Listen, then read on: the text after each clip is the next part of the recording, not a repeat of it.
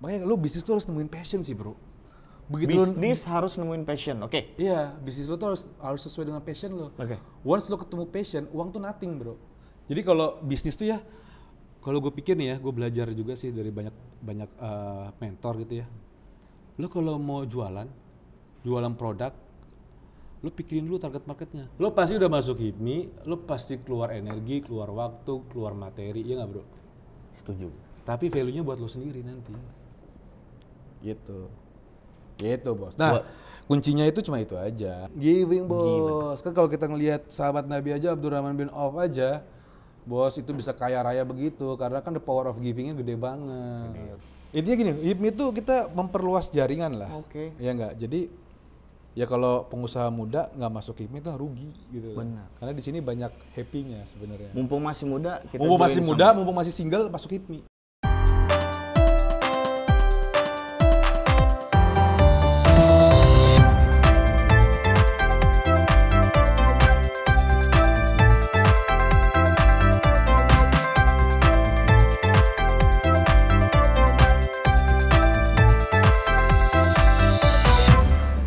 Assalamualaikum warahmatullahi wabarakatuh. Welcome back to Hai Podcast, bincang hangat penuh semangat. Dan Hai Podcast kali ini udah sampai ke Jakarta, bro. Sekarang saya punya narasumber, Wakil Ketua Umum BPD HIPMI Jawa Barat, Bro Egy. Wih, penuh semangat. Bro? Lo bawa rombongan ini kayak Facebookers di belakangnya ya? Rame banget. Lu nggak bawa tim sih bro. Tim lu hadirin juga di sini harusnya. Jadi biar tambah seru. Bro apa kabar? Sehat. Lu gimana bro? Amin, aman. Aman ya? Aman. Pandemi ini gimana selama ini nih? Pandemi kita banyak di rumah. Rumah ya? Fokus ibadah? Enggak, nonton Netflix bro. Netflix. Gua tuh nggak pernah suka nonton namanya film Korea bro. Tapi gara-gara pandemi, satu season tuh habis bro. Tapi Bokim, istri? Hah? Nonton bareng. Keren, iPhone. Bro Egy ini wakil ketua umum yang saya idolakan. Wih, ngeri banget. Bro, kenapa yang dipilih HIPMI? HIPMI? Gimana ya? Sebenarnya gini nih, simpelnya gue tuh dulu ya emang dari awal, dari mulai kuliah karena kan nyokap sih ya, nyokap itu kan bisnis. Nyokap tuh bisnis, kalau bokap profesional. Nah terus waktu gua kecil itu, gue sering banget diajak-ajak sama nyokap. Jadi dia ngurusin kerjaan, project di mana, gue diajak. Sampai bahkan waktu naik mobil pick up itu gue ngedampingin dia. Itu awal-awal waktu belanja, gue sampai tahu tuh di Klender sini nih. Terus Pinangsia, ya kan? Pinangsia Tangerang. Enggak, Jakarta. Pinangsia, ke Harko, terus kemana lagi, Jatinegara. Beli kan, nyokap kan bisnis furnitur dulu. Nah udah singkat cerita, ya karena sering ya kan, sering ketemu nyokap, ya udah yang kepikiran, wah ternyata enak juga ya jadi pebisnis gitu, jadi pengusaha. Kayaknya waktu kita yang ngatur sendiri, ya enggak, kegiatan kita yang ngatur sendiri. Ya udah, akhirnya mulai dari situ tuh gue tertanam tuh, kayaknya kelak nanti kalau gue ditanya nih, lo cita-cita lo apa? Pengusaha. Sampai gue kuliah, dimana kebanyakan teman-teman gue tuh cita-cita lo kalau lulus tuh bro? Iya, pasti kalau ditanya dia pengen apa? Offshore. Kalau gue kan karena gue di fakultas teknik, orang tuh banyak yang kalau lulus apalah offshore, gajinya gede, atau jadi ASN gitu loh. Kalau apa bro? Pengusaha gitu. Nah itu satu. Kedua, gue inget banget tuh waktu gue kuliah, waktu itu ada semacam kayak apa ya, kuliah tamu kalau nggak salah ya. Ibarat apa sih namanya, dosen tamu lah ya. Nah dosen tamu itu ngedatengin Bang Sandiaga Uno. Wah, dulu pas lagi muda. Tapi dulu Bang Sandi udah masuk ke HIPMI tuh bro? Pas jadi ketua BPP HIPMI. Ingat banget tuh gue, pas jadi ketua BPP HIPMI. Gue belum tahu namanya HIPMI bro. Terus tuh waktu itu ada di Fakultas SBM, Fakultas Bisnis tuh. Akhirnya gue ngeliat, pakai mobil kan keren tuh bro, Mercy itu datang dia, pakai batik segala macam. Orang itu ya namanya mahasiswa ngeliat dia kan yang perempuan-perempuan kan kayak ganteng bro. Ganteng, tajir, kurang apa sih itu? Bener. Ya, kayak malaikat datang aja. Soleh. Gila. Kayak ente bro. Gue gak tau kalau dulu soleh atau gak tau. Cuma gue ngeliatnya kan, wih keren gue bilang gitu kan. Terus gue bilang, wah ini nih gue bilang nih, jadi pengusaha nih bisa kayak dia nih. Dari situ tuh gue ngeliat. Terus dari situ akhirnya gue cari tahu tuh siapa sih nih Sandiaga Uno gitu. Searching ternyata dia ketua Badan Pengurus Pusat HIPMI waktu itu. Menarik nih, berarti kan awal-awal lu emang nggak tahu HIPMI itu apa ya? Gak tahu, setelah tahu Bang Sandi barulah searching apa makanya itu HIPMI. cocok, ini kodoroloh nih bro. Siap. Habis lu wawancara Ponur, wawancara gue karena emang suaminya Ponur tuh salah satu patron gue bos. Oh gitu. Iya. Luar biasa. Hypozen dimanapun kalian berada nih Bro Egi kita nih. Bang Sandiaga Uno, Jin Bang. Amum kita ini penggemar. Penggemar ya. Iya. Jadi role model juga lah dikit-dikit mah. Ayo, siapa tahu ketularan kan. Pasti dong. Tajir, sekarang soleha. Wah, soleh. Soleh. HIPMI. Kalau bicara HIPMI, kita juga kan High Podcast ini berangkat juga dari HIPMI nih, Bro. Jadi awal-awal dari ngopi, akhirnya terbentuk lah ini sampai detik ini. Subscriber kita ya udah cukup lumayan. Bro, gue pengen tahu pada saat itu masuk ke HIPMI.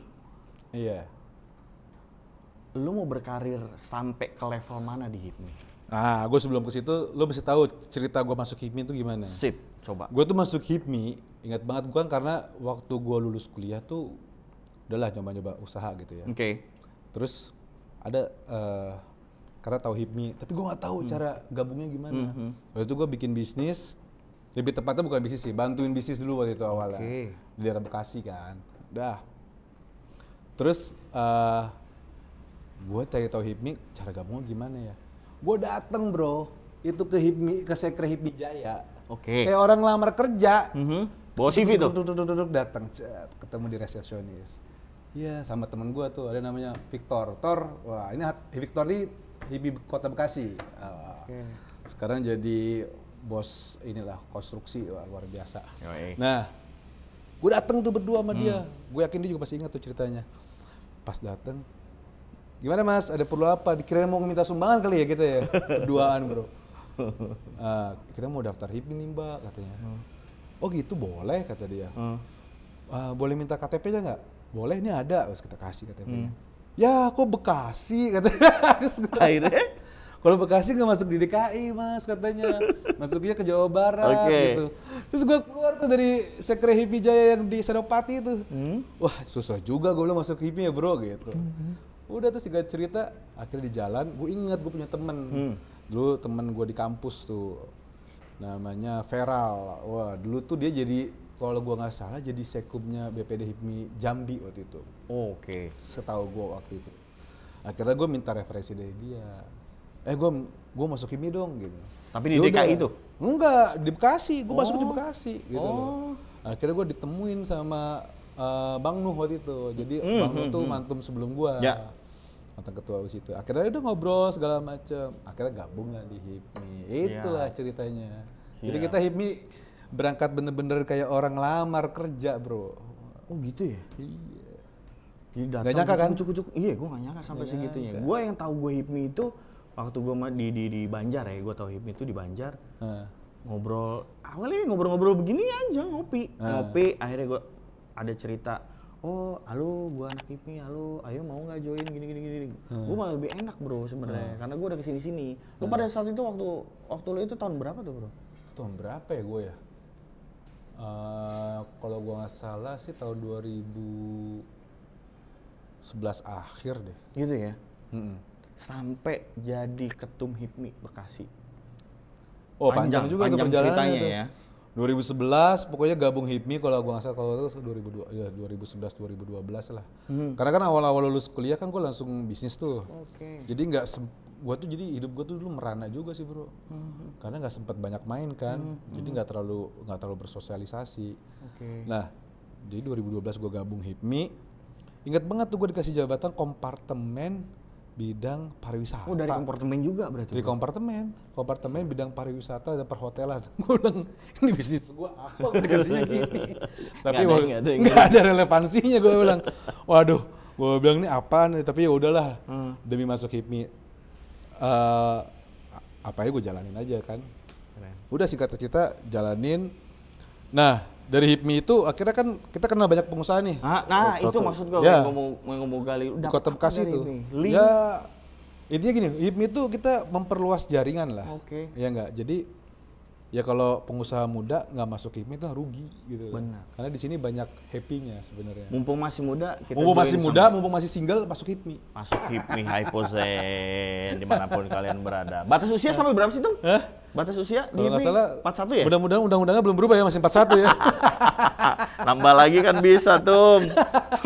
Nambah lagi 3 tahun. Jangan, nggak asik kalau nambah lagi bro. Oh, iya. Udah senior-senior semua.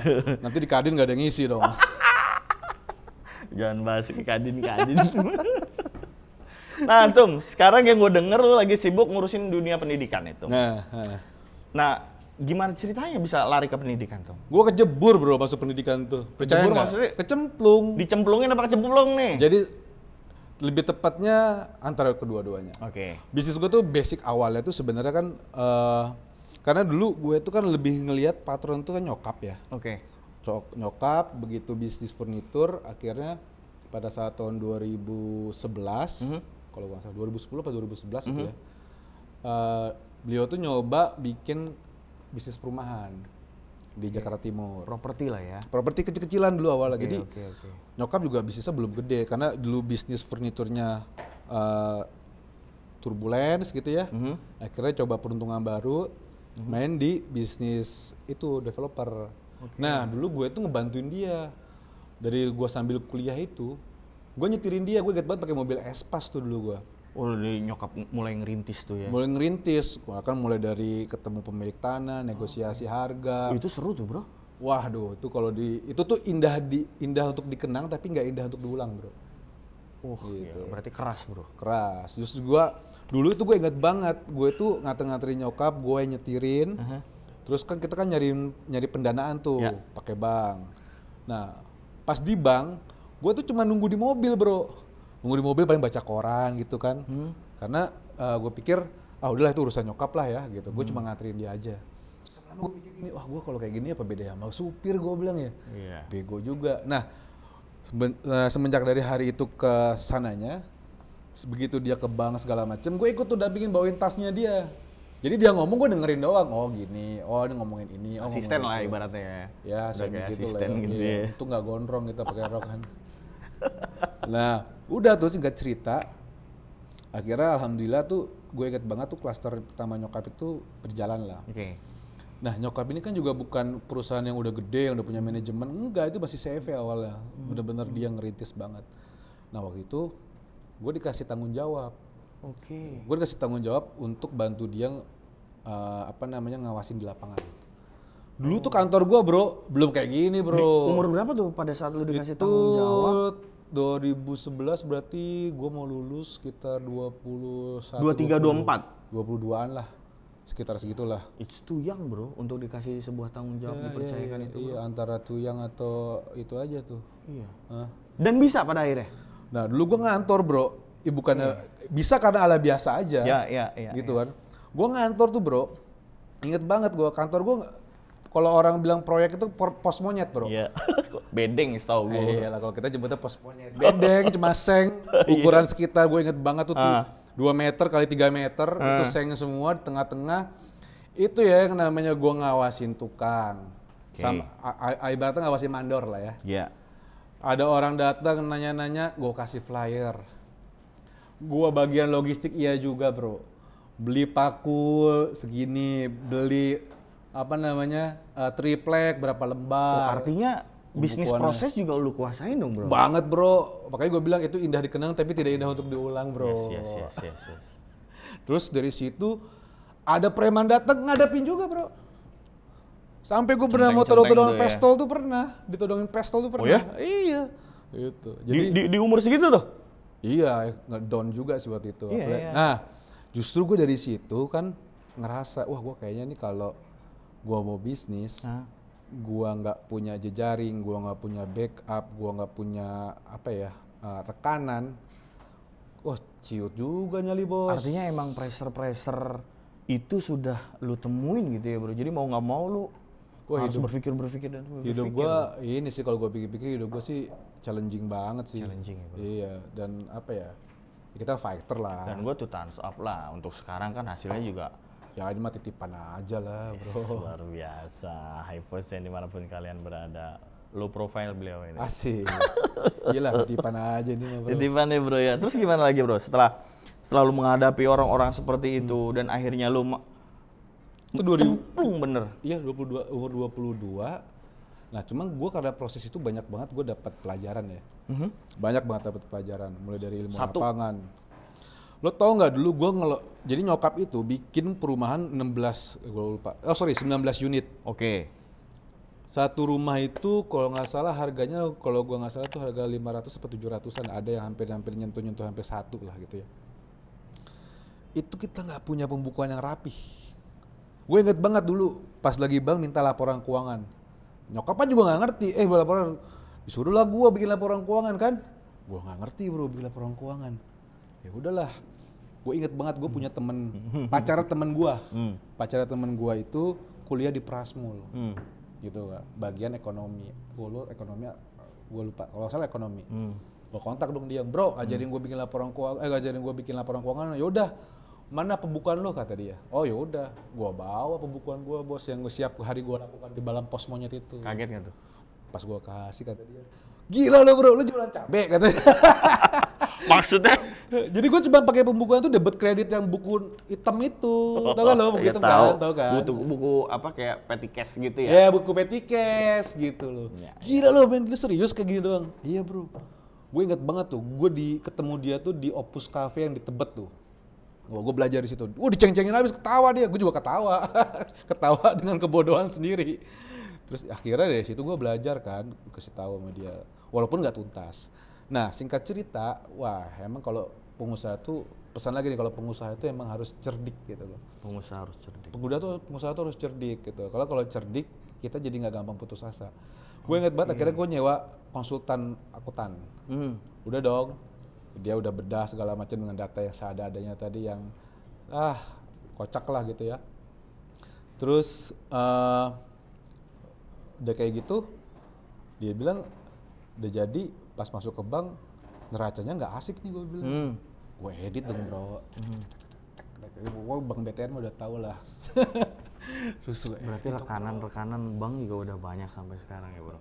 Enggak, sekarang kita nggak banyak rekanan. Kita udah nggak main bank kita. Oh gitu ya, oke. Udah stop. Ampun bos, ampun. Itu kita perjalanannya panjang banget. Ampun, siap. Terus akhirnya udah gue edit, gue kirim tuh ke bank bro. Siap. Ya kelihatan bagus kan. Wah, tiba-tiba orang bank nelfon gue, Mas kenapa? Kok neracanya nggak seimbang? Hah, neracanya nggak seimbang?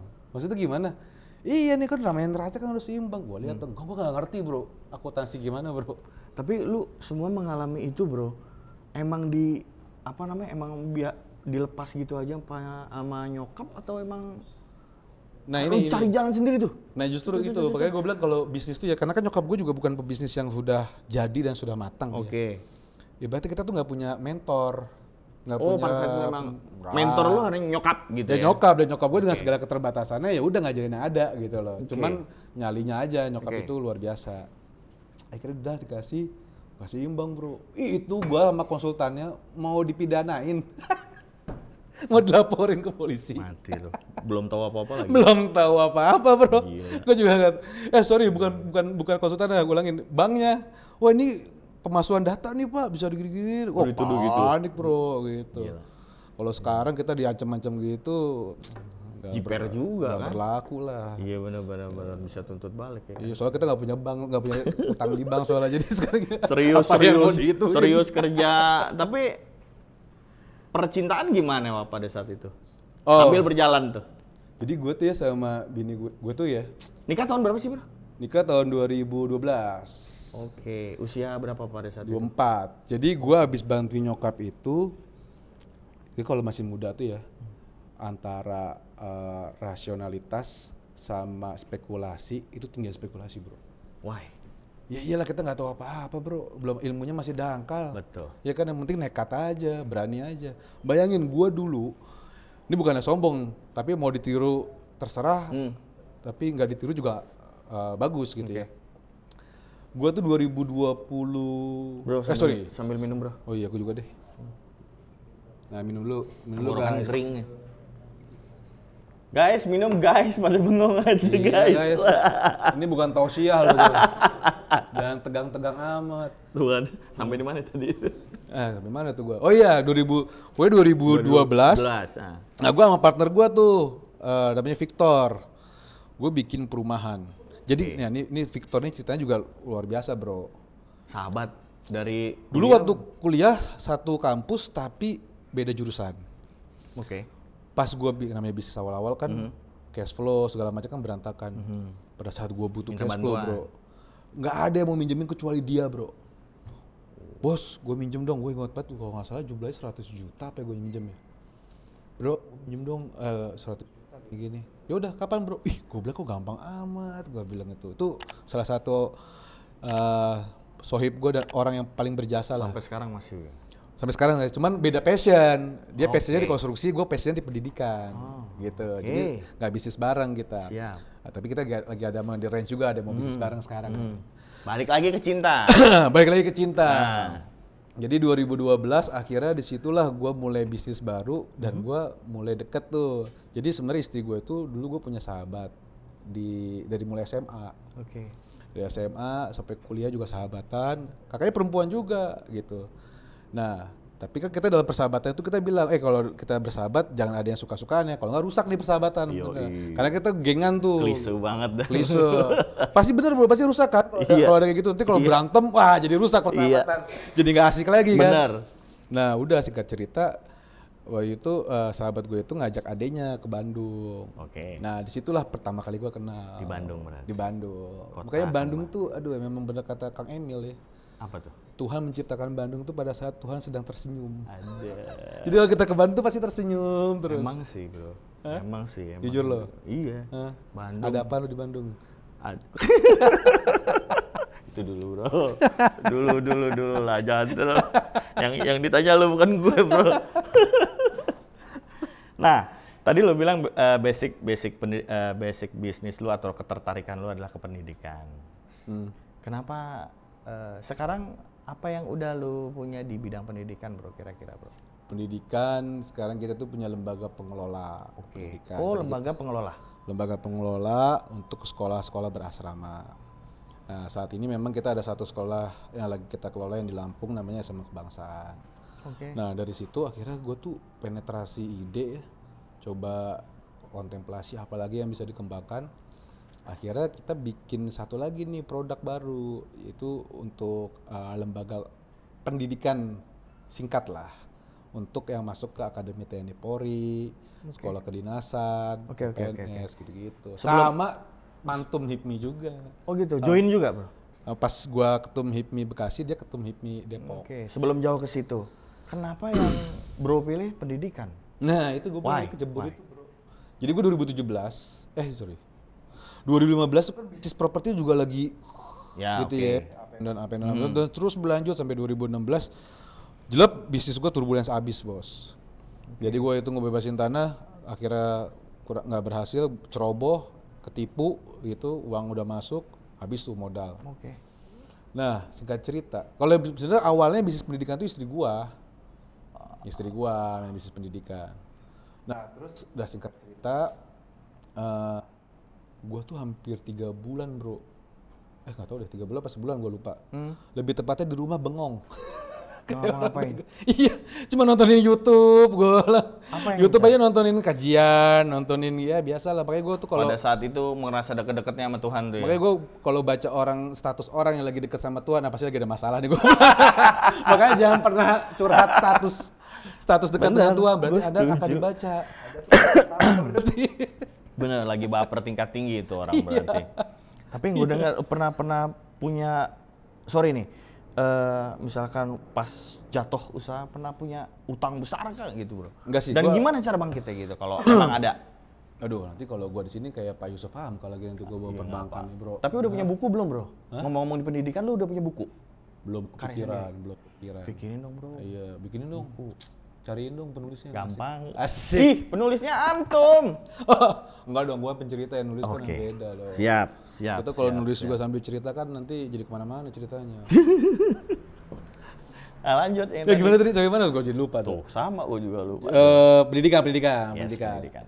Sorry, utang yang besar. Oh iya. Punya atau enggak? Terus kalau emang ada, gimana tuh sampai bisa bangkit? Enggak, dulu sih alhamdulillah sih kalau utang gue sih alhamdulillah nggak terlalu besar sih. Kisaran kalau gue nggak salah, ya di bawah 5 miliar lah. 5 Tidak miliaran. besar. Untuk ukuran seorang Bro Egi, 5 miliar tidak besar. Kalau untuk developer tuh 5 miliar tuh nggak terlalu gede loh sebenarnya. I know. Developer perumahan. Karena 2012 itu gue bikin dengan pengalaman minim, gue langsung bikin 60 unit rumah bro. Bikin 60 unit rumah. Tadi balik, spekulasi tadi. Spekulasi, yang penting modal nekat berani Gila, gitu. gila. Orang bilang, keren, iya keren lo ngeliat kita ngejalaninnya setengah Nah, mampus. kadang orang juga ngelihat kita sekarang nggak ngelihat prosesnya tuh bro. Iya. Nah, terus. Nah terus gue dari 2012 itu akhirnya kan gue nikah, tapi alhamdulillah lah akhirnya gue dapat rezeki juga buat nikah segala macem. Kemudian gue S2 ke Inggris. S2-nya apaan? MBA, manajemen bisnis. Akhirnya bisnis itu ya diawasin tapi dari jarak jauh. Tapi namanya bisnis dari masih baby kan harus namanya lo punya anak kecil, bayi kan harus dirawat dulu kan, bener kan? Tapi udah autopilot itu, Pak. Belum, gimana autopilot bro? Orang pengalaman minim, ya nggak? Akhirnya tapi kan ada partner gue juga yang ngelola di sini. Nah, akhirnya setelah jalan, akhirnya di situ gue ngembangin lagi perumahan. Pas 2015, ya sebenarnya gue sih nggak menyalahkan kondisi ya, tapi emang waktu itu masih cerobohnya aja gue, masih belum ada pengalaman yang banyak kan. 2016 tuh bisnis gue jelek, udah lah, utang 5 miliar aja udah pasti pusing. Makanya kalau senior yang besar masih banyak, kita mah belum ada apa-apanya bro. Betul. Gitu kan. Betul. Nah singkat cerita, ini makanya gue nanti kalau gue cerita gini sosok alim lagi dibilang. Enggak lah bro, slow aja. Jadi pas karena gue kontemplasi selama 1 bulan di rumah nggak ngapa-ngapain, kan gue nontonin YouTube tuh bro. Kajian. Nonton kajian segala macam. Oke. Di situ ada kajian yang ngebahas tentang riba. Oke. Ya. Ini riba nih apa sih? Gue bilang, demi Allah gue nggak tahu riba dulu. Pada saat itu belum? Kagak tahu gue riba, nggak tahu. Akhirnya gue cari-cari tahu nih riba. Oh ini apa? Awal aja pas searching Google pusing. Oh riba apa nih? Nah akhirnya gue dengerin itu segala macam. Oh ini maksudnya segala macam. Nah akhirnya coba memahamin, ya, terus praktekin gitu loh. Gue inget banget hal pertama yang gue lakukan. Jadi dulu tuh ada satu buku, namanya bukunya karangan Sabtuari Sugiarto. Mulai dari titik nol. Itu nggak? Kan emang mirip kayak lo bro. Subur. Hah? Subur. Nggak gue bilang sebul. Subur nggak apa-apa. Ini mental kalau sapi itu. Iya kan? Itu gue dari titik nol. Itu gue potongin kartu kredit gue bro. Gue punya kartu kredit dulu 6 kalau nggak salah, gue potongin semua. Dalam waktu sesingkat itu udah bisa langsung ambil keputusan seperti itu? Iya, udah nggak mikir panjang udah, karena kita pengen keluar dari masalah kan. Udah cot gitu. Nah, jadi gue tuh punya utang hampir 4 tahun nggak pernah berkurang, malah bertambah bro. Iya, ada aja kan, misalkan udah mau berkurang, tiba-tiba kebutuhan ngutang lagi gitu loh. Akhirnya yang hitungan kita cuma 2,5 kok jadi 4 miliaran gitu loh. 4 miliar sekian lah. Udahlah, pokoknya udah gue niatin. Gue ngelunasin utang, nggak berhutang lagi, tapi gue mau ngelunasin. Udah pendekatan segala macem. Nah dari situlah nggak tahu, kayaknya istri gue juga kasihan juga ngeliat lo ngapain sih lo di rumah mulu segala macem. Gue tuh bisa gitu karena istri gue juga, doa orang tua, doa nyokap kan, doa istri juga kan. Akhirnya udah deh bantuin aku aja ngurusin sekolah. Di situ triggernya ternyata. Ngurusin sekolah, gue bilang. Sekolah kamu kan sekolah TK, gue ngapain ngurusin sekolah TK? Awal-awalnya? Iya. Wah itu bro, bercampur aduk antara gengsi, antara ya dapatnya nggak gaji dibandingkan developer nggak ada. Nggak ada seberapanya lah. Nggak seberapa bro, inget banget. Ya udahlah, tapi ya udahlah jalanin aja kan. Namanya hidup tuh lagi susah kan, jalanin aja. Kenapa kita berserah kan? Udah akhirnya gue jalanin gitu ya. Mulai gue ngurus. Gue pas ngurus itu 3 hari gue bingung, nih gue ngapain gue ngurusin sekolah ya, gue bilang. Wah nggak ngerti gue bro. Nah akhirnya ya udahlah, tapi jalanin itu, aduh batin tuh berkecambuk banget ya. Sambil akhirnya ngejalanin, udah sambil ngurusin bisnis gua yang tadi bangkrut itu kan masih misalkan banyak problem kan gitu ya. Tapi Qadarullah tuh aduh alhamdulillah banget, nggak tahu rezeki datangnya dari mana-mana gitu ya. Yang tadinya 4 tahun utang gak lunas, setahun lunas bro. Dari mana dapatnya? Ya gua ada aja kerjaan konstruksi, kerjaan desain, macam-macam nih bro. Itu berawal dari niatan. Terus ada rumah, misalnya rumah yang tadinya nggak laku-laku, akhirnya laku. Berawalnya dari niatan cuma hanya pingin Iya. beres-beres masalah. Beres aja, gue nggak mau, udah gue nggak ngutang lagi, selesai, nggak mau masuk ke riba. Gue bilang stop, tutup semua segala macem. Rezeki ada aja. Situ ya bro. Itu makanya gue bilang kalau bilang itu soal alim. Iya. Tapi ya itu perjalanan gue gimana ya. Kadang hampir setiap pengusaha mengalami itu sih bro, menurut gue ya. Menurut gue loh ya. Banyak lah gue denger cerita teman-teman gue yang kayak begitu, bangkit dari hutang segala macam, yang punya toko minimarket di Banjar, di kota Banjar, Jawa Barat juga. Dari 4M dia pikir bakal selesai, ternyata makin gede jadi 9M. Pak Haji Jaja tuh kemarin sudah datang juga di High Podcast, beliau berbagi juga tuh bro. Hampir sama bro. Karena gue bukan soalim lah, gue juga nggak sealim itulah. Tapi di Al-Quran ada bro, ada memang. Karena kalau orang yang ibarat makan riba tuh kayak orang gila kan jadinya, nggak sadar gitu loh. Salah satunya. Dan yang paling besar tuh itu sebenarnya dosanya, ternyata kalau menurut itu ya gitu. Tapi gue alamin akhirnya dari situ, mulailah gue berbenah lagi. Artinya kita menata diri kita dulu ya. Iya lebih ke pasrah sih waktu itu ya. Oke. Pasrah bro, bener-bener pasrah, udahlah gue ikutin aja maunya Tuhan tuh maunya gimana ya gue ikutin aja. Nggak ngeriba gitu. Wah puasa gue rajin bro. Senin Kemis, sampai tiap hari tuh. Enggak lah kalau tiap hari. Senin Kemis. Punya sekte sendiri nanti dikirain. Sekte sendiri. Iya. Sholat yang tadinya gue nggak rutin, bolong-bolong, rajin bro. Rajin. Tapi satu lagi bro yang nyelamatin gue, sedekah. Itu nggak bohong tuh. Sedekah kalau lagi kaya, lagi senang, lagi happy, lagi banyak harta itu mah biasa kecil bro. Yang lagi susah tuh kalau lagi lu coba punya uang 5.000-nya, lu harus sedekahin. Goceng-gocengnya juga tuh. Itu. Nah, jadi ada 2 waktu itu. Bro, tapi nggak gampang bro, sorry. Iya memang bener. Nggak gampang bro. Misal ibaratnya kan gini, gue pegang duit ceban nih. Gue ngeliat orang gue pengen kasih ceban, nah gue ntar gimana kan gitu. Iya. Tahu nggak yang bikin gue akhirnya nothing tulus? Jadi gue ada 2 ceramah bro. Pertama yang terkait riba itu Ustadz Samsu Arifin kalau gue nggak salah. Terus yang kedua itu Ustadz Yusuf Mansur. Ustadz Yusuf Mansur kan Ustadz sedekah kan? Iya. Iya kan, udahlah raja sedekah. Dia kalau misalkan punya gedung sedekahin kali gitu kan ya. Katanya apa harta yang paling lo cintain sedekahin katanya gitu. Benar. Ya udah itu, gue sedekahin bro. Apa yang gue punya? Ada uang tinggal sejutanya gue sedekahin. Percaya kalau gue coba punya uang 100.000 tuh dulu pernah bro. Dari rekening, sedekahin aja udahlah bismillah, gak tahu besok mau apa. Dan gue pernah ngetes.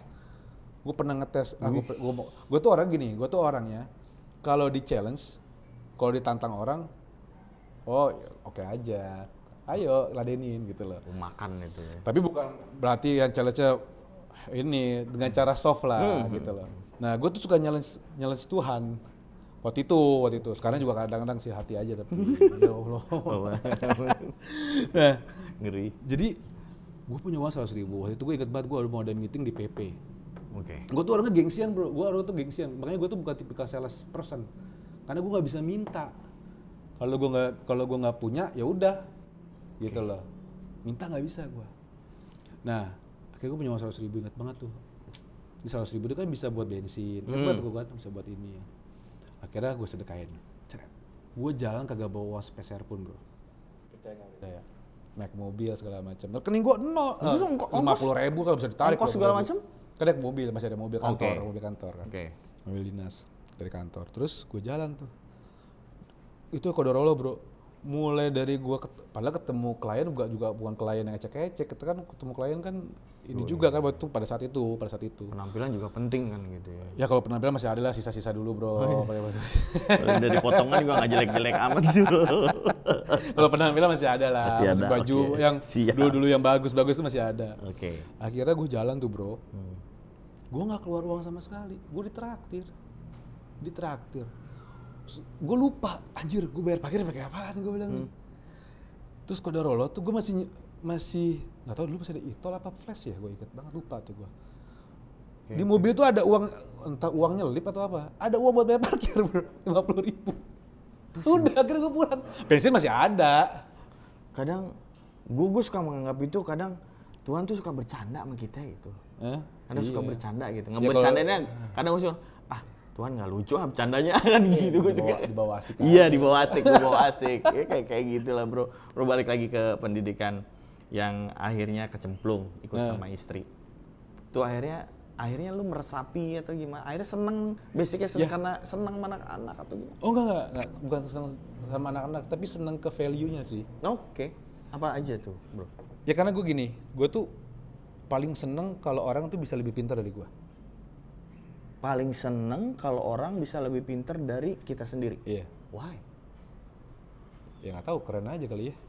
Bisa minterin orang menurut gitu. Menurut lu itu keren? Iya menurut gue, kan nggak tahu menurut orang ya. Menurut gue sih keren. Nah terus gue kayak nemuin passion. Itu gue tuh nyari dari awal gue bisnis, gue tuh emang bisnis developer dulu. Bos, gue bisnis developer sama jadi ngurusin pendidikan mah uang nggak seberapa bos. Developer mah gede-gede masuknya gitu. Tapi hilang juga sih, bingung juga gue. Nah pas gue ngejalanin bisnis pendidikan tuh gue gak dapat banyak, tapi ini uang bisa dirasain banyak orang. Ngerti lo? Gue developer dapatnya gede, tapi nggak banyak orang yang ngerasain manfaatnya. Tapi di bisnis developer, di bisnis pendidikan gue dapetnya nggak banyak, tapi banyak orang bisa dapetin. That's the key bro. Ya itu gue nggak tahu tuh. Khairun nas anfa'uhum linnas. Nggak tahu juga tuh. Kalau kata orang sih, kata orang yang alim tuh katanya berkah. Iya. Katanya gitu. Oke, nah, lanjut bro. Udah akhirnya dari situ, terus gue tiba-tiba kok kayak nemu happiness gitu loh. Oke. Ya kan kita kalau bisnis, kalau mau enak bisnis dan mau berkembang tuh harus passion kuncinya. Tenang nggak bro pada saat itu? Banget bro, tenang banget. Ya. Wow, pokoknya dulu ibadah gue oke lah. Sekarang juga masih oke lah, tapi kadang juga masih alhamdulillah lah. Tapi kalau dibandingkan sebelumnya, perubahannya tuh drastis gitu. Keren bro, keren. Perjalanan yang up and down-nya dari mulai masih muda sekarang. Usia berapa sih bro sekarang? Sekarang alhamdulillah 33. Up and down-nya udah mulai merasakan itu sekarang. Pendidikan. Emang pendidikan itu seksi bro? Cuannya? Gini sih ya. Kalau gue sih ngeliat gini, seksi cuan itu relatif ya. Karena kalau kita ngikutin kemauan tuh gak akan pernah habis sih. Oke. Lo punya uang 1 miliar, begitu lo dapat pasti lo pengen punya 2 miliar. Begitu lo dapat 2 miliar, lo pasti pengen dapat 3 miliar. Gitu kan? Pasti namanya kalau ngikutin nafsu itu pasti begitu. Kalau di pendidikan tuh karena makanya lo bisnis tuh harus nemuin passion sih bro. Begitu bisnis harus nemuin passion, oke? Iya, bisnis lo tuh harus sesuai dengan passion lo. Oke. Once lo ketemu passion, uang tuh nothing bro. Bentar, pendidikan kan bukan passion lo bro? Passion. Akhirnya gue menemukan passion. Setelah sekian lama dari 2012 sampai 2018, selama 6 tahun, gue baru menemukan passion gue sesungguhnya tuh di situ. Jadi selama gue bisnis developer tuh, uang dibilang banyak, relatif lah banyak kayak waktu itu. Karena gue inget banget gue waktu awal-awal aja gue udah bisa dapat uang besar gitu ya. Cuman kayak ngerjainnya tuh kayak nggak terlalu happy. Sampai bini gue bilang, kamu tuh kok bisnis tapi kok kayak gak happy sih, kayak gak di situ loh itunya, soulnya kata dia gitu. Ya udahlah akhirnya gue di situ di pendidikannya qadarullah gue nemuin passion. Oke. Ya udah. Nah, terus kedua tadi kan karena passion jadi kita tuh ngejalaninnya kayak main, bro. Oke. Ini kayak kerja sampai malam segala macam kan gak kerasa capek. Dulu mah kerja sampai jam 6 pagi, jam 7 pagi, jam 7 malam aja udah kayak. Oh, berarti itu bro. Cara menemukan passion dalam diri kita tuh kayak begitu. Ciri-cirinya apa bro? Kita happy. Bisa menemukan. Lo ngejalanin sesuatu tuh walaupun lo namanya bisnis pasti kan ada aja challenge-nya ya. Ada aja masalahnya.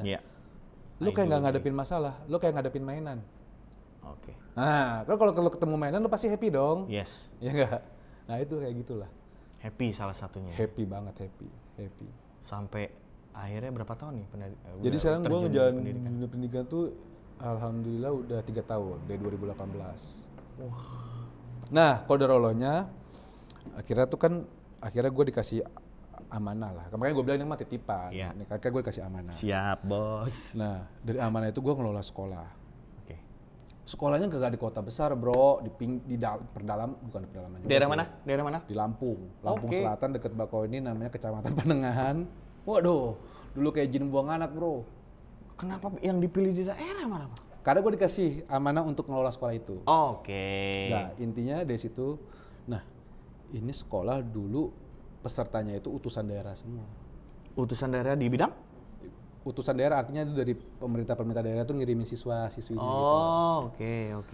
Nah, akhirnya kan gue ngejalanin. Gue pertama kali dikasih amanah 3 bulan gue bengong. Ini gue ngapain nih gue ngurusin sekolah begini ya gue bilang.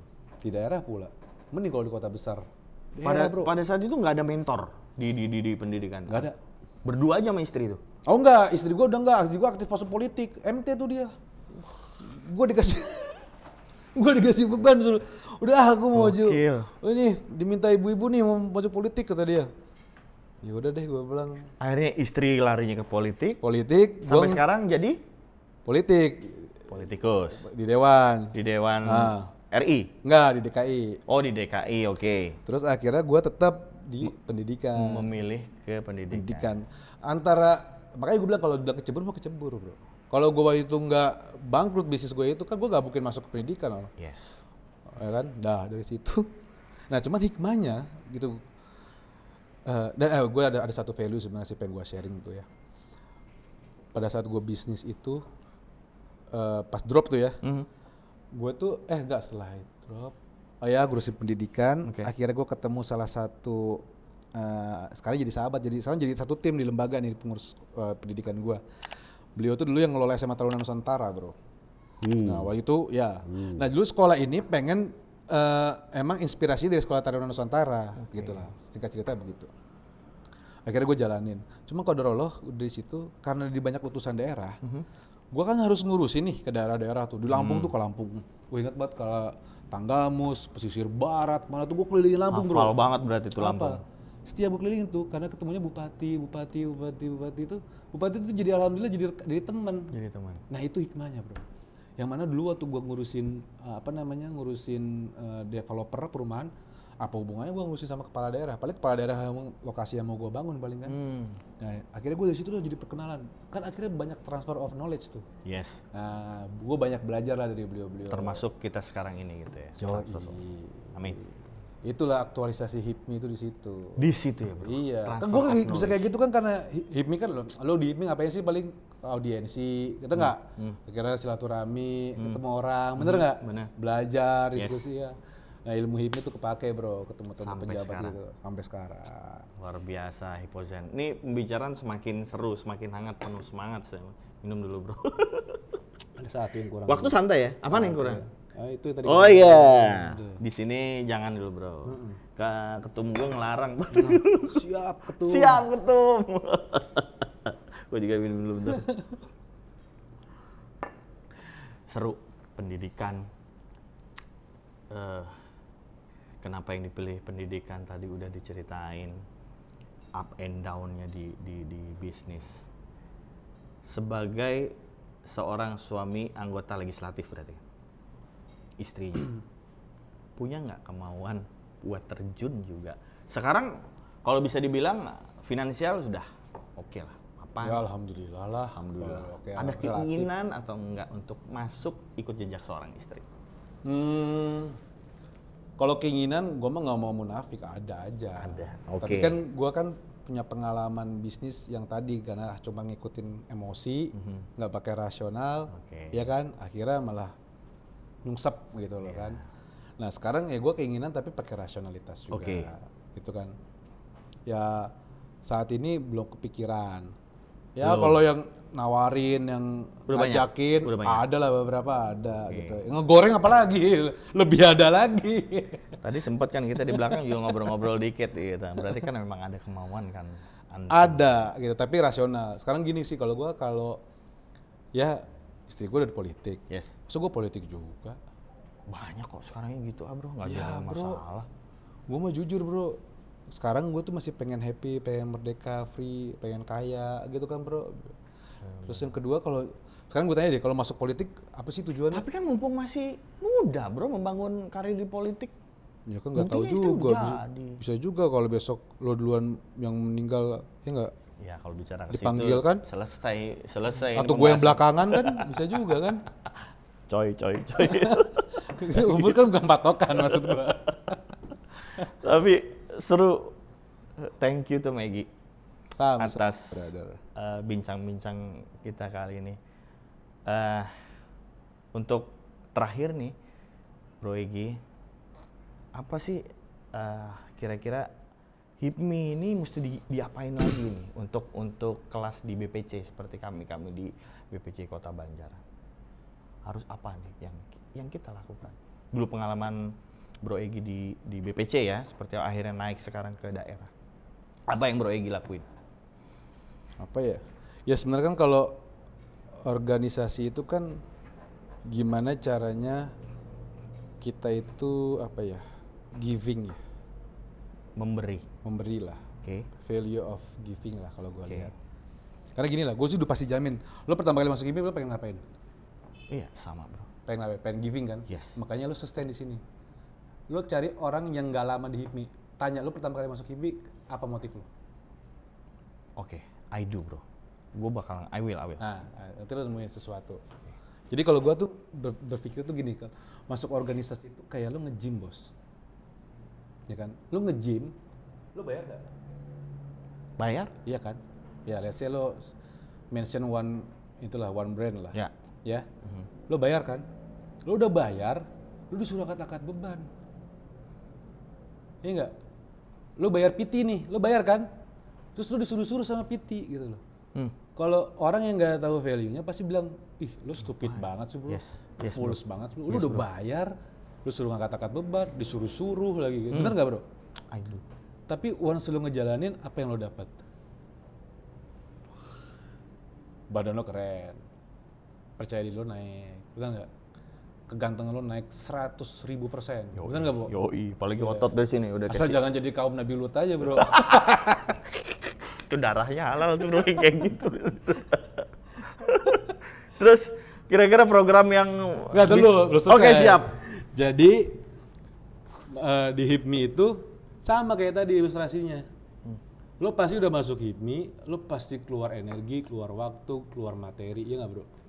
Setuju. Tapi value-nya buat lo sendiri nanti. Gitu bos. Nah, kuncinya itu cuma itu aja, giving aja. Kalau lo giving juga sustain, kayak HIPMI Banjar ini kan banyak giving ya. Amin, udah bro. jauh-jauh dari Banjar mau main ke kantor Amin, bro. gua, Amin. ya nggak? Itu kan cost kan? Mohon doa. Iya kan, gua nggak bayar lo kan, lo Yes. giving kan, Ya. gitu lo bro. Tapi kan nanti kan pasti value-nya dapat buat lo sendiri, jazakallah khair. Sama-sama bro. Nah, sekarang menginjak ke program nih bro, yang bisa dikolaborasikan atau yang sudah berjalan. Program apa nih maksudnya nih? Ya, let's say UMKM or business matching. Gua tuh sangat tertarik dengan namanya business matching. Oke. Business matching.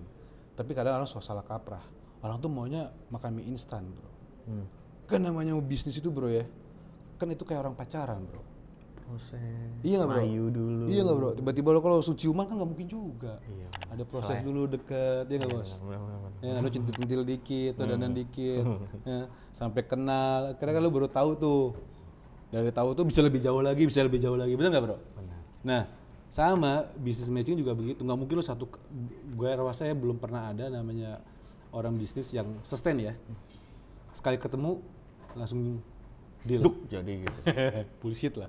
Tapi mungkin kenalan silaturahmi itulah pintu masuknya. Business matching. UMKM, oke. Nah, itu bro. UMKM tuh karena gini loh bro, ini yang membedakan kita sama negara-negara lain. Indonesia tuh UMKM-nya kuat bro. UMKM-nya kuat. Jadi pondasi kalau bangunan tuh pondasinya bisa membantu, dan kedua orang Indonesia tuh kan giving, gotong royong semangatnya. Kuat ya. Jadi kalau ada yang susah ngebantu gitu. Kayak kemarin kan waktu pandemi kan, HIPMI kan bikin program kan, beli dari teman kan. Nah kayak gitu-gitu loh kan, itu kan saling menguatkan satu sama lain kan. Bener. Nah kalau di Banjar itu kan, ini mah koreksi ya, ini mah so taunya gua aja lah. Banjar itu kan paling tinggi itu kan dari sektor mungkin jasa, sama kalau lihat dari geografisnya kan pertanian berarti ya. Ya berarti kan harus punya apa ya, produk pertanian yang spesifik unggulan. Jadi kalau bisnis tuh ya, kalau gue pikir nih ya, gue belajar juga sih dari banyak mentor gitu ya. Lo kalau mau jualan produk, lu pikirin dulu target marketnya. Kalau lu ngerasa bisa jualan ke semua target market, udah barang pasti bisnis lu itu lama-lama juga akan tidur gitu loh. Jadi kalau lu mau bikin bisnis, mendingan sespesifik mungkin bikin target market. Sampai spesifik mungkin gitu ya. Yes. Ibaratnya lobang tuh udah ada gitu. Jangan ngomong lobang dong, kita mau main golf. Ketum gue lagi doyan main golf. Tapi dia, gua ajak ke sini, nggak mau main golf dulu dia sini. Belum. Takut kali dia main sama gua. Tuh sekum gue juga tuh. Udah mulai main tuh, cetuk. Tapi sekalinya main, pleng lama nggak main. Tapi sekalinya main, malam-malam dijabanin. Gue baru tahu main golf malam ya. Enggak, paling itu belajar ngedrive doang ya? Oh, ngedrive. Gitu doang. Drive doang. Tapi kan akhirnya jadi... pulang kan habis drive ya? Pulang. Oh, tapi Tum, dari situ doi dapat relasi-relasi yang iya, tapi gitu, gue selalu percaya gini bro ya. Once kita mau ketemu orang, lo don't expect to take something. Lo mau ngambil sesuatu dari dia atau berharap sesuatu dari dia, janganlah. Itu udah barang pasti nanti lo bisa kecewa gitu. Mendingan ngalir aja dulu, ngalir, deket, ketemu, ngobrol segala macam. Entar juga ketemu titik temunya. Lah kan kalau bisnis, kalau rezeki mah udah ngatur. Benar. Rezeki udah ada yang ngatur. Tapi kan perlu diusahakan. Oh pasti. Kan gitu, dari kita kan ketemu orang kan bagian dari ikhtiar bro. Kayak misalnya teman-teman ini datang ke sini kan bagian dari ikhtiar, akhirnya kita bisa ngobrol, duduk bareng gitu kan. Gua tahu karakter lo, gua tahu bisa baca dari raut wajah lo, gitu bro. Sedap. Gue semi dukun nih. Tuh kayak gini, ngeri sedap. Tapi kira-kira yang tadi lah bro, balik ke tadi yang kira-kira apa namanya ya, bisnis yang bisa Banjar ya? Iya. Oh iya. Jadi gini loh bro, ini kita kan kalau bisnis kan nggak ada yang dari nol, semuanya juga dari ATM kan, amati, tiru, modifikasi. Iya. Contoh misalnya kota Jakarta itu kan segmentasinya menengah atas. Tinggal contoh misalkan punya produk pertanian, ya, entah produk primer atau produk sekunder. Oke. Ya, kalau produk primer pasti lo harus ngasih value lebih. Betul. Tapi tergantung juga target market lo bos, ya nggak? Kalau target market lo menengah ke atas, tetap di target market ya. Tetap bos, karena gini loh, lo sama ibaratnya gini lah. Ini air putih kan? Ya. Oke. Lu beli air putih ini sama lu beli Equil, harganya mahal mana? Equil lah. Isinya sama nggak? Air putih juga. Brandnya beda. The value of brand, power of brand. Oke. Nah, maksud gua itu kan tergantung segmentasi. Equil lo jual di kaki lima nggak akan laku pak. Yes. Ya nggak? Betul. Nggak ada yang beli. Equil adanya di restoran besar, hotel bintang 5, iya nggak? Dan harganya pasti gila-gila. Karena begitu once lo tahu siapa yang mau beli, pasti kan turunan strateginya itu kan banyak, dari packagingnya, brandingnya, itu nggak? Terus misalkan kombinasi warnanya, color palette lo, terus produk quality lo, iya nggak? Terus banyak banget deh. Nah, contoh misalkan kita ambil satu sampel di pasar swalayan yang di sinilah yang kelas menengah atas. Itu kan banyak kan produk-produk itu kan diambilnya import, benar. Iya nggak? Range market lah sebut aja gitu. Iyalah ya. Siap, range market itu punya Bob Sadino ya? Bukan ya? Bukan. Oh bukan. Sebutlah Said lah itu nama itu. Nah mungkin itu bisa di branding, apalagi sekarang dengan adanya COVID, orang itu punya apa ya, pola pikir untuk hidup sehat. Iya benar. Itu opportunity bro. Benar. Ini mungkin cuma bisa ide doang, tapi belum bisa implementasinya. Oke. Terus dari situ tinggal bikin. Kalau emang target market mau orang Jakarta segala macem, bikin dong. Lo tinggal datang ke range market beli satu produk impor, lo tiru. Ya nggak, dari mulai produk quality, brandingnya, color palette, warna, asal jangan mereknya lo tiru juga. Dan lo harus punya merek sendiri. Itu bos. Jangan pakai merek yang sama. Misalkan lo beli bikin air minum, yang terkenal kan Aqua. Terus lo bikin Agua. Ya mirip pak. Nggak sustain merek lo nanti pak. Ada merek Fit, terus kita bikin mereknya Ford. Atau pakai P, kalau orang Sunda kan Pit. Oh iya, Pit. Tapi nggak salah juga, siapa tuh laku dijual di daerah Pasundan. Tapi bagus. Tuh, ini nggak bro, Pit tuh. Iya benar. Tuh, pakai P. Terus di trademark, jualnya di Sunda. Nah, contoh kayak gitu loh. Misalnya target market gua mau di Sunda, ya kan? Kalau mereka pit mungkin diterima orang, tapi begitu lu jual ke orang di luar orang Sunda, mungkin belum tentu laku kan? Artinya the power of brand juga tadi tuh. Target market. Target mas. Siapa yang mau beli? Siapa yang mau beli? The power of who. Kalau kata Simon Sinek itu penulis itu kan the power apa sih? Why. Pertama why. Okay. Started with why, terus diikuti with who. Okay. Gitu. Why itu kan untuk value-nya kan. Ya. Gitu. Wah, gitu, keren. Bro. Gue banyak dapat sesuatu lah dari Bro Egy nih, Hypozen dimanapun. Enggak sih, gue gak keren sebenarnya. Gue tuh orang bukan keren bro. Gue tuh orang yang beruntung. Orang kan ada perumpamaan orang bodoh kalah sama orang pintar katanya nih. Orang pintar masih kalah sama orang yang beruntung. Iya. Tahu nggak rahasia gue kenapa bisa beruntung? Mau tau nggak? Mau lah bro. Karena banyak minum tolak angin. Bukan yang itu. Oh bukan lagi ya? bro. Oh bukan, sorry. Apa dong? Bejo. Iya, Bejo tuh beruntung. Bejo tuh beruntung. Berarti orang bukan bejo. tolak angin. Itu apa? Bukan. Apa itu? Yang satunya lagi. Apa sih? Kompetitornya malah. Antangin? Bukan, kan ada tolak angin. Ada mereknya Bejo. Nggak ada bro, Bejo. Ada. Allahu Akbar. Ada kan? Orang Ada Bejo minum tolak angin. Tuh. Bener nggak? Iya juga ya. Ada Bejo. Oh gitu. Bejo, iklannya siapa ya iklannya ya? Hah? Iklannya, aduh nggak usah bahas merek-merek bro.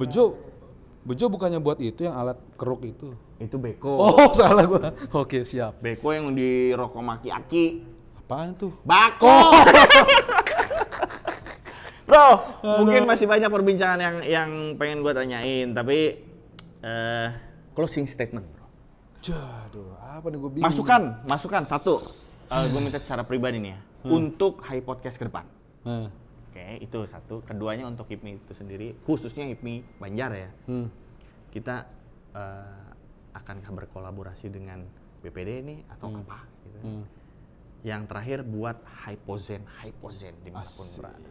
Supaya pada subscribe bro. Oh iya.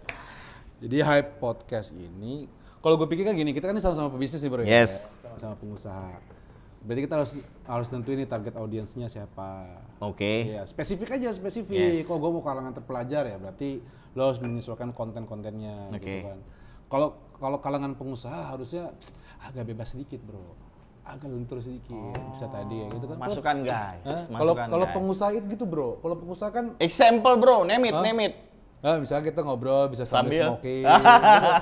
Pengusaha kan pengennya gitu, relax kan. Nah, itu pengusaha. Makanya harus target marketnya jelas. Spesifik. Siap. Kayak bisnis aja. Siap. Terus yang kedua apa tuh, bro? Yang kedua? Masukan itu aja sih, masukan buat Hype Podcast itu aja. Itu aja? Spesifik aja. Oke, buat HIPMI-nya. HIPMI? Sekarang, khususnya HIPMI Kota Banjar. HIPMI, apa sih gue mau nasihatin apa? Nggak apa-apa lah bro, masukan. Sorry, masukannya apa ya? Pengusaha, pejuang pengusaha. Gini lah. Kalau HIPMI itu kan kadang-kadang kita terlalu apa ya? Terlalu begitu masuk euforia tinggi. Ya. Lama-lama kendor. Untungnya gua enggak. Kenceng terus, gas terus. Ya, kalau untuk buat HIPMI Banjar sih saya rasa apa tuh ya, kalau kata Steve Jobs tuh, stay foolish, stay hungry lah.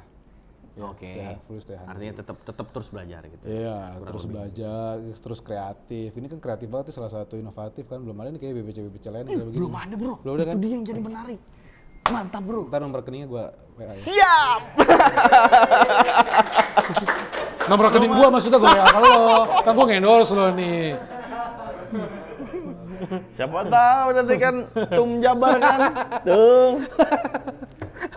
Udahlah, Tum Jabar kemarin kita ikut musdahnya cukup lah.